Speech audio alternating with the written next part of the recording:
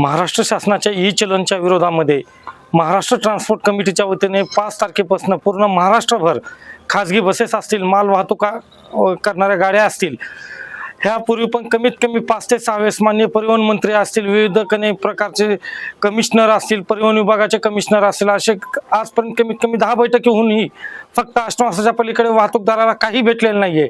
ह्याच्या निषेधार्थ म्हणून 5 मार्च पासून सर्व बसेस, सर्व माल वाहतूक करणाऱ्या गाड्या ह्या बेमुदत बंद करण्यात येणार आहेत।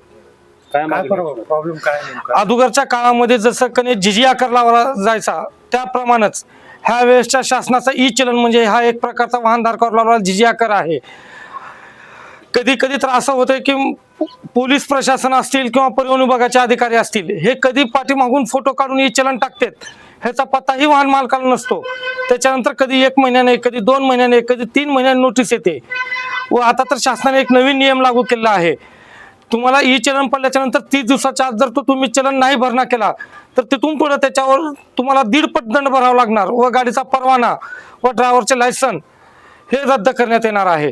हा एक प्रकारचा वाहनधारकावर लावलेला जिजिया कर आहे, तो रद्द करण्यात यावा यासाठी 5 मार्च पासून सर्व वाहतूकदार संघटनांची मिळून एक आम्ही कमिटी बनवलेली आहे, महाराष्ट्र ट्रान्सपोर्ट कमिटी, यांच्या वतीनं हा राज्यव्यापी संप पुकारण्यात आलेला आहे।